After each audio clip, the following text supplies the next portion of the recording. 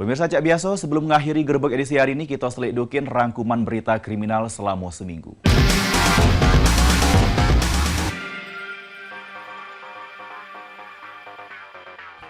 Dituduh nak motoi petugas Satpol PP Kota Palembang yang lagi melakukan penertiban, tak tahu dia membuat M. Fadli yang lagi belanja buat keperluan jualannya di pasar 20 Udir kena keroyok oleh belasan oknum petugas Satpol PP.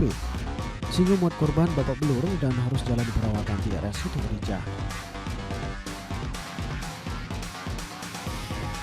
Tempat permainan judi ketangkasan yang ada di PT Simol digerebek oleh tim gabungan Direktorat Reskrimum Polda Sumsel. Juru penggerbekan yang dipimpin langsung oleh Kombes Pol Prasetyo Utomo ini misi mengamankan pegawai di lokasi permainan judi sama beberapa wong yang lagi bermain judi ketangkasan tersebut.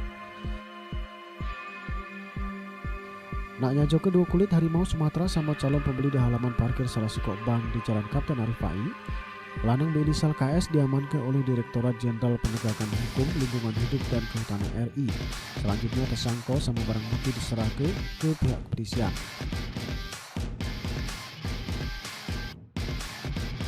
Kawanan bandit pakai mobil minibus jalan ke aksinya bobol minimarket di Simpang Ampel Pajo dengan cara merusak rolling door. Para pelaku yang diperkirakan lebih dari 2 uang sudah berhasil mengambil puluhan bungkus rokok, susu bayi sama duit 1 juta rupiah serta sikok TV LED yang ada di juru minimarket tersebut. Diduga ada permasalahan pas jalan ke dinasnya sebagai anggota Sabara Polda Sumsel. Rida Saka Rizwan Putra mengakhiri hidupnya dengan cara gantung diri di rumah kontrakan kawannya Rida Mukhisi di kompleks perumahan Palem Indah Blok M, Perumahan Kelapa.